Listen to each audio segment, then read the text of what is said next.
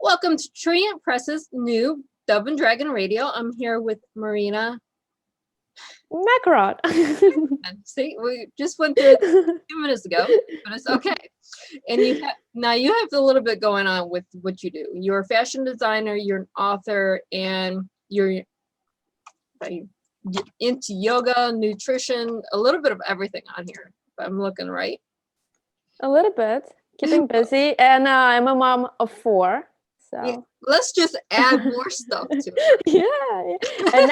And now I'm actually starting a teacher training program to be etiquette teacher. We need etiquette, yes. Yes. I'm a big fan. Wonderful. But we're here to talk about your children's book, which is called Mashka and Mishka Get Trapped in the Rainbow. And the reason why I have you saying the name of your book, because we just tried to do it and it was not working today. Yeah, so it's a little bit of a tongue twister. Just a little bit. And I'm getting a little bit of the Russian feel with the name. So yes. So where did you come up with this idea? So obviously, from my accent and my name, I'm not American. I was born in Soviet Union, Russia. And at that time, we did not have the wonderful access to all the technology and internet. So our pastime was being outside, but being in Moscow, it was winter, probably 9 months a year and freezing. So we read for fun. Mm-hmm. And we had wonderfully illustrated books of Eastern European fairy tales. And I just recall that I enjoyed that process so much, coming to America and having kids in America. I really wanted to share with them that part of my childhood. And in school, the teachers often invited the parents to read to the class. And I like to be a little different. So I would come in and try to read a Russian book translating it. Mm-hmm. And everybody got lost in translation because Russian countryside 50, 70, 100 years ago, every second word you have to explain to the kids, what is this? Why are they doing these silly things? So mm-hmm. last year, I asked my son and I said, well, how about I write you a story? And then that kind of, well, since I'm writing a story, I have to do some illustrations for that. And it kind of became a book. So did you do the illustrations yourself? No, this wonderful, as well of Russian descent girl, Ekaterina, it's in the book, Kuznetsova, and she's actually in Germany. I found her on Upwork. And because we are the same original descent, she really understood the story and the imagery, and she made it quite close to what I wanted to portray. Yeah. That is awesome. When you get a book together, one, you write for the child, because I wrote one of my unpublished stories for my daughter when she was real little. We just finished writing the story as a whole now that she's almost grown adult. So it took us 30 years to write this fairy tale. It's a process sometimes, and I think it's a beautiful process because it's about the journey. It's not about the destination. Right. It's about making kids happy. Yes. And then when you're able to share that story with other children, either in the age group that you originally thought of or other age groups, it's a blessing because it's a bonding experience between mother and child. Of course. And this story as well, as I understand with your example, my older son, he really contributed. He gave me some, I have a skyscraper city of flowers. He's a big architect and he's obsessed with skyscrapers. So he's like, Mom, there has to be this modern skyscraper city. And since the future is all about the green and trees, it has to be flowers. Right, because that makes sense. Yeah. Everything in the future is going to be nice and green and trees and Yeah. flying cars and Exactly. but all green energy. So it makes sense that the skyscrapers be of flowers. Yeah. So are we writing a second book as well? Yes, I am planning on making this book a series. And initially I wanted to see the reaction, but I'm getting a very positive reaction. Mm-hmm. And it was just such an enjoyment and pleasure that I don't see why not. And my son, he was watching me writing, so now he's a big writer / architect / be careful with those young writers. They tend to scare you later on. Well, yeah, and he does has very interesting stories. So I was talking to him like, well, maybe we can kind of work on the punctuation, because there should be maybe like 1 or 2 dots and commas in there in like 14 pages. Like, we'll work on that, and then we kind of maybe can make it a book. So it is something that I'm planning on. That is awesome. I mean, make it a family affair. My daughter, she's a writer. She corrects me with grammar spelling. She's my little grammar Nazi. That's great. That's great. Yeah, I'm a mom and she's correcting me. So it's great. But when you make it a family affair, then you have another generation of writers or authors that are being brought up with the culture. And then it gives you a link to your native culture. Of course. And I think in today's technology heavy society, we are stumbling in a way to keep kids reading paper, writing properly without the correction of the telephone or the computer, knowing, understanding the formation of paragraphs, sentences, delivering ideas, and having this as a fun, family loving ordeal. First of all, it's good, and second of all, I believe the works that are filled with love, they kind of give love forward. Like, so we do. We pay things forward. When you get a child interested in reading early on, then you have a reader for life. But you can't force them to read. You have to find what they want to read. Exactly. And I was very excited.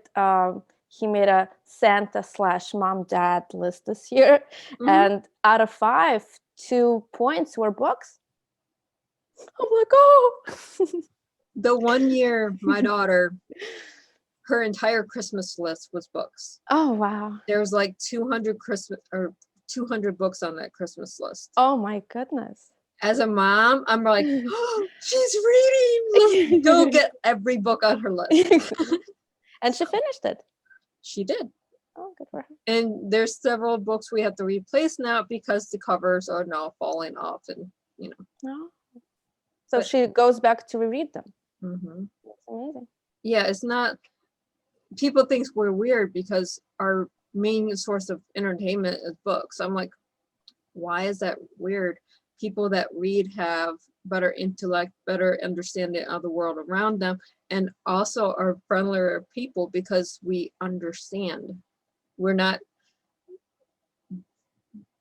built for the computer. So, and you don't rush for initial gratification. You're able to kind of go through that.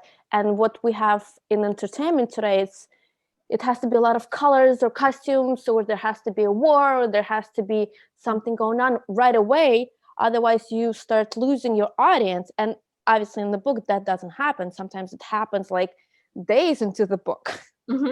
And a good book can take a good week to read. Yeah.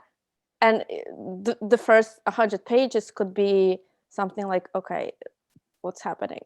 But it's beautiful, and you appreciate that beauty. And it's very difficult to portray that to the new generation. They're like, well, I'm on page 10 and there's nothing really going on. They're talking about like nature and like feelings towards nature. I'm like, yes, that's part of the personality.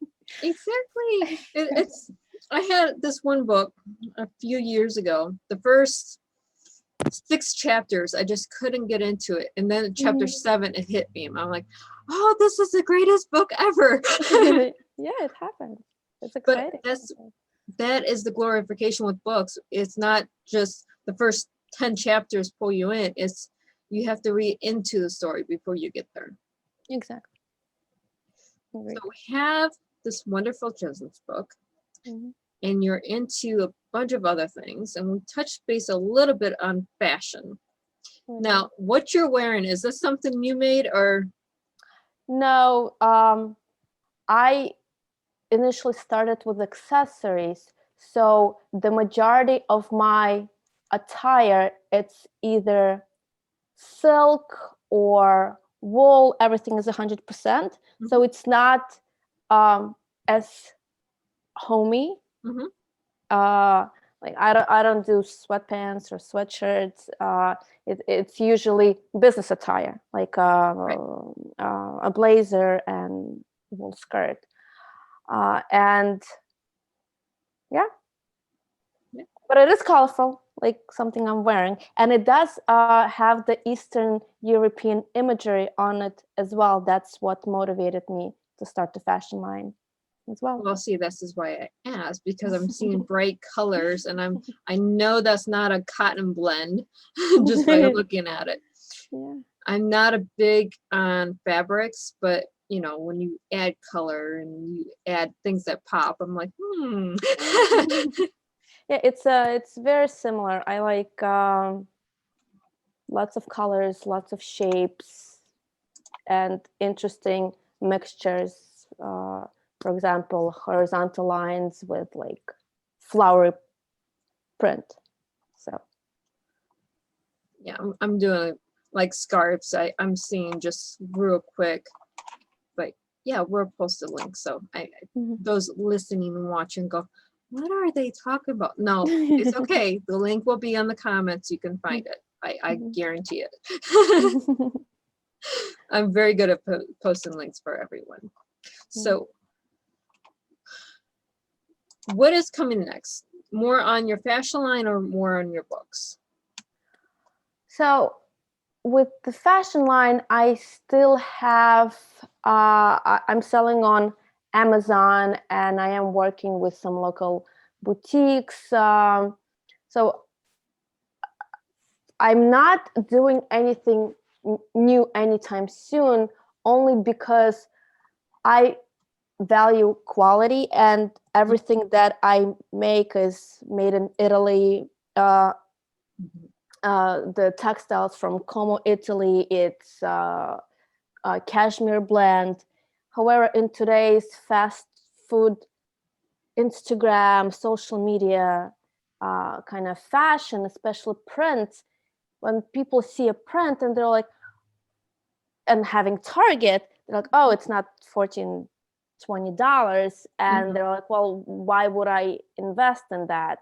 And I think, again, maybe it's because I have 4 kids. I'm not as invested in telling people, well, it's about quality, it's about integrity. Like, I don't work with China. Oh, I understand, because you have the quality, the quantity.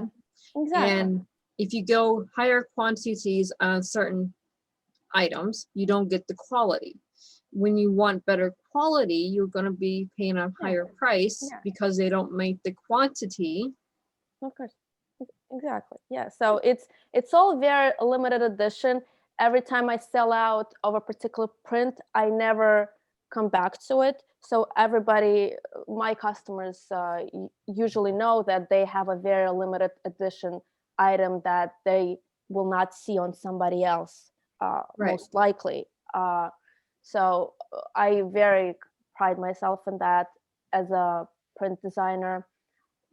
And for my attire as well, we take so much care and love in details with the seams, with the lining. We put in silks and leathers, and we do custom made branded buttons, whatever. It's all little details, Mhm. but then it makes, for example, this item harder to Copy. wash. Like you have, well, impossible to copy, but it does create that little difficulty because you have to take it to a cleaners, for example. Mhm. You can't just throw it in the wash, so it Right. becomes a little bit more complicated. So it is a little bit more complicated, but as an artist, I take fashion and my items as art, and Mhm. I'm not willing to make it basic just to sell it more. I want to put my name on something I can. Be proud of. Exactly. So Yeah. You never, as an artist, you never want to just put out subpar something. You're not just selling it to sell it. You're selling it yeah, because it's something you envisioned. of course, yes. And that's why I think with books, it's more accessible to create a nice product that is financially more available, Mhm. makes people happy, is as colorful, delivering the message that I wanted to deliver, and without explaining to people why it's not $14. Right. It's, you can have a children's book that is $9.99, and it's on very cheap paper.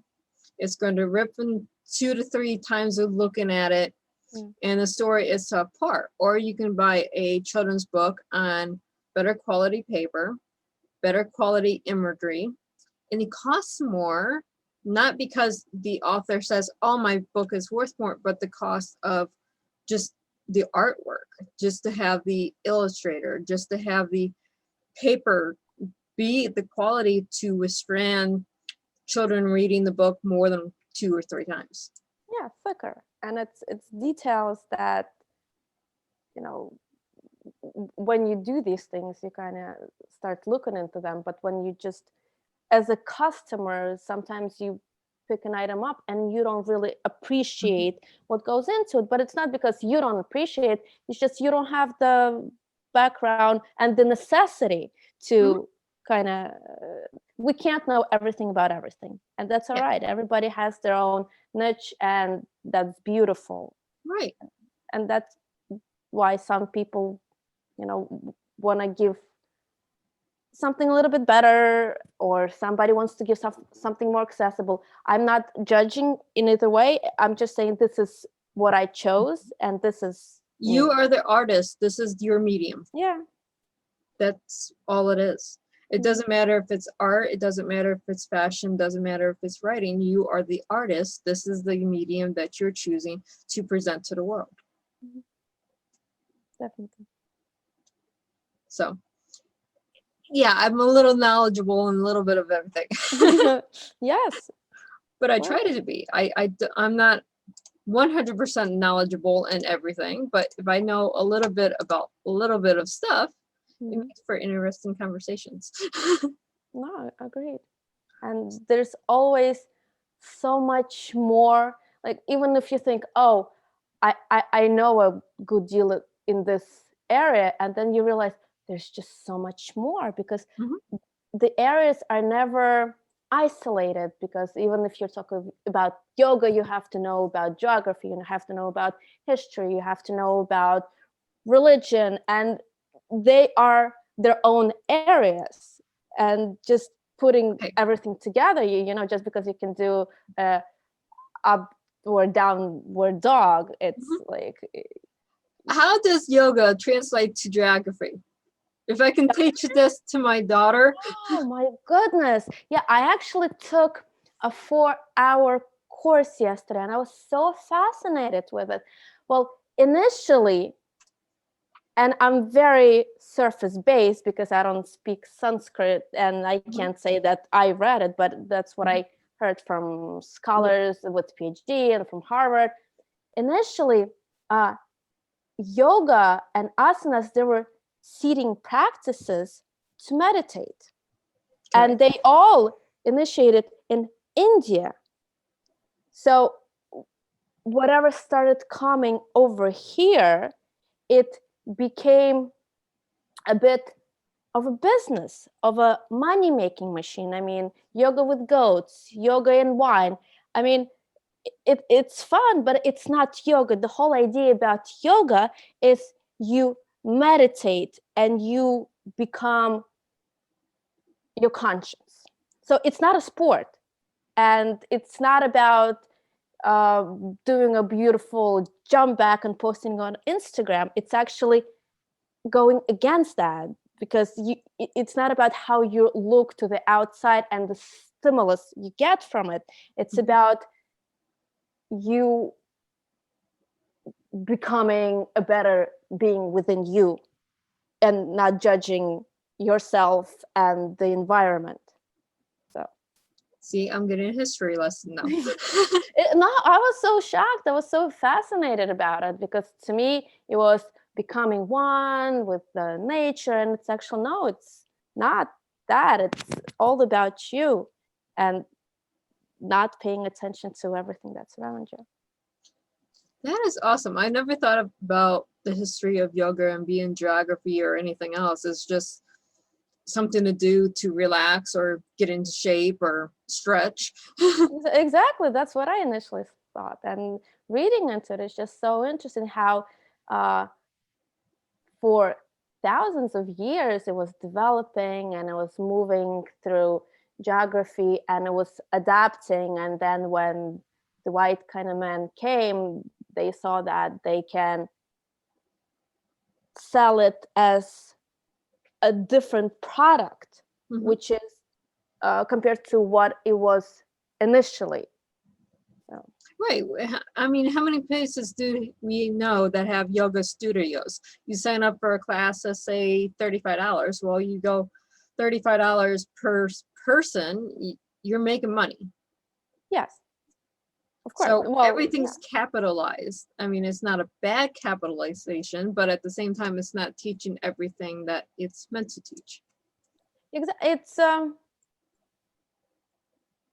again, I'm not judging. I mean, for example, the yoga studios, the yoga studios, they have to pay for their rent, they have to pay for their teacher training and for their life and for their expenses. So it does make sense. You do charge, but for example, when you start playing around with like wine yoga, rum yoga, yoga and twerking, I mean, you kind of just taking the yoga out of the yoga, and also we're gonna stretch and twerk and like have a little booze on, you know, and call it yoga. What did you do yesterday? Oh, I had a nice yoga session.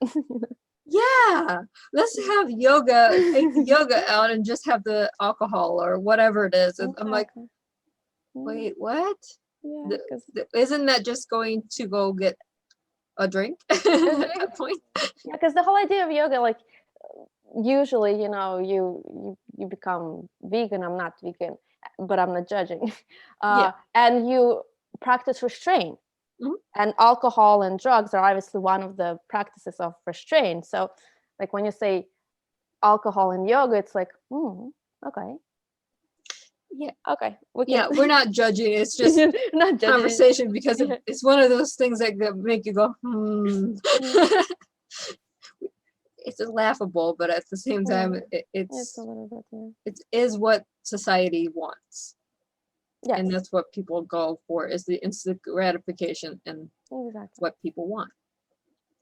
So we have a few minutes. Where can our listeners and our viewers find you? The book is available on Amazon and through my page, but my page takes you to Amazon, because a lot of people, that's the easiest way. You know, they trust the whole system. They have their whole information in there, and it's Prime, so it's available on Amazon. I am on Instagram and Facebook if anybody is interested to see my silly face. Of course, if you get those links over to me, I'll put those on the comments as well. That way Thank everyone you. can find you everywhere, because that's the course. whole point, is to have people find our authors, find our creators, find our artists, and I can't talk today. I don't know what's wrong. It's the snow. It is the snow. Well, let's blame it on the beautiful snow that's falling on my window right now. Yeah. So, but it was so great talking to you today. It was nice talking to you as well. Thank you. And please keep me updated on future books, and who knows, we'll have the whole series on here eventually. Will do. Thank you so much. And for all of our readers and listeners, happy reading.